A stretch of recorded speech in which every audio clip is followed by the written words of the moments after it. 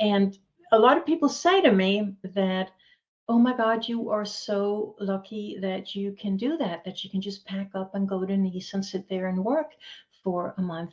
And I was thinking, yes, I am definitely so, so, so lucky.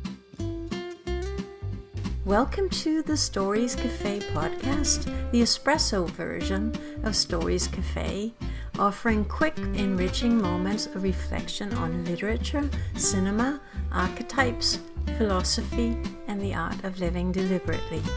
Just like a perfectly crafted espresso at a Parisian cafe, each episode is a brief pause for you to submerge yourself in something invigorating and fulfilling.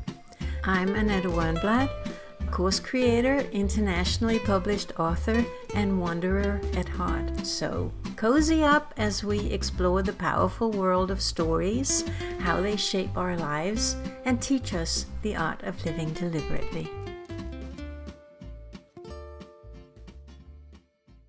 Welcome to June. We're almost halfway through the year. And if you know me at all, you probably know that June is always a very special month for me because we have the summer solstice toward the end of this month, which I think is one of the most important dates of the year. But I'll talk a lot more about that later at a special bonus event I'll be doing for you. And some of you, probably maybe all of you, know that I'll spend most of June in Nice in the south of France. And the topic this month will actually be Nice. And I thought it would be really, really nice to introduce you to some of the things I love about Nice. As you probably all know, a lot of painters and a lot of writers have lived there, and there's a reason for that. And I'm going to tell you all about that as we go along. Maybe I will actually create a little guide for you with some of the things, in case you go to Nice, that you know where some of the places I love are. I know that some of you took my guided tour in Paris and followed the steps that we walked through. So I think I'll do something similar with Nice. And the place that I will start, as always, our sort of point of departure is the virtual cafe, the subtitle, The Art of Living Deliberately, which, as you know, I'm a huge fan of that concept of what does it mean to live deliberately as opposed to living authentically or mindfully or some of the other ways that you can live your life consciously. And a lot of people say to me that, oh my God, you are so lucky that you can do that, that you can just pack up and go to Nice and sit there and work for a month. And I was thinking, yes, I am definitely so, so, so lucky. And I know that a lot of people envy that lifestyle. But again, it has to do with, and this is what I'm trying to say to you over and over again, that life, a lot of it is about choosing deliberately where you want to, what it is that you want to do with your life.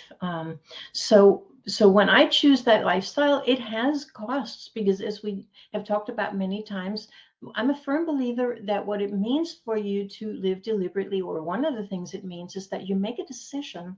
And when you make a decision, there are other things you choose not to do. And just to get back to that concept that we talked about, the concept of freedom, that the workshop that I created, the Revitalize workshop, it's about what I call the path to freedom.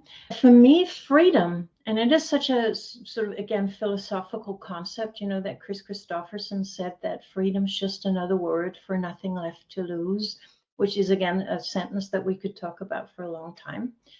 For me, freedom is not about having the freedom to let yourself be distracted by every random thing that comes in your path. For me, freedom is really about saying, what I quoted to you again, Chris Christopherson, he said that if you have the freedom to be this person that you're meant to be, then you also have the obligation to be this person that you're meant to be. And for me, freedom is about saying, I am lucky. People say, you're so lucky you can have this life. Yes, but the reason why I'm really lucky is not that I have that life. The reason why I'm lucky is that I live in a part of the world where I can choose to have that life. But it's about making that choice and saying, I'm choosing to live my life that way. There are other things then that I, by definition, can't do. There are other things that other people take for granted that I have let go of and don't have in my life. but to choose what I want to do and do it both feet in. You can change your mind along the way, all that you want. As I said, any story that you create for yourself is fine, as long as you're deliberate about it. So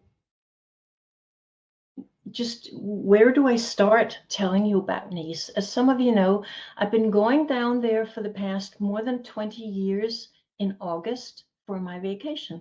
I'm not very good necessarily at taking vacations. I'm not very good at sort of relaxing and just relaxing, because I love my work and everything becomes work. You're reading, I don't know what, the Count of Monte Cristo, and suddenly it becomes work because you start taking notes, or an email comes in or a message comes in.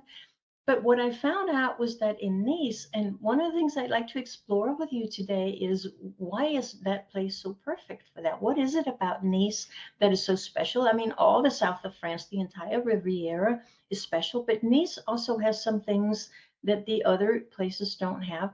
And for me, one of the things was that once I started going there for a week at the beginning, and mostly I've been going for a week in August, is that I discovered that there I can completely let go. I can completely not check my email, not check my messages, not check anything, just check out and say, well, I have this week off and I'm not gonna do anything except maybe a Sudoku or read a book that I enjoy. Mostly, hopefully, something that doesn't turn out to be work.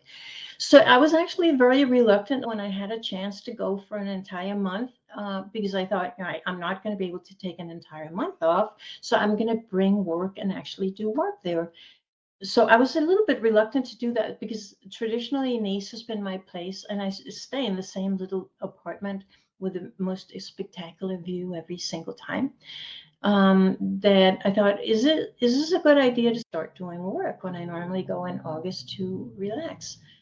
And it occurred to me, yes, because then you can do what you're not able to do at home, where I typically have like a million balls in the air all the time. I can actually go there and let go of everything else except the project I chose to work on. And also because, I'm all about the stories, not just the stories that the great writers and filmmakers and artists create for us, but also the stories that we tell ourselves in our heads, and the stories that we create for ourselves that we live by. Thank you so much for joining me. I hope you enjoyed your espresso break and learned something new.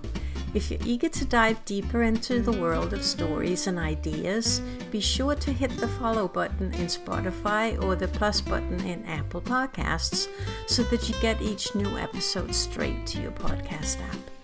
You can also visit us at Stories Cafe. Just go to stories-cafe.com. There you can explore free content for a taste of what we offer, or if you're ready for more, a paid membership unlocks in-depth discussions, full access to our archives, and a vibrant community of fellow story enthusiasts. I am so thrilled to have you here, and I look forward to welcoming you back to the Stories Cafe soon.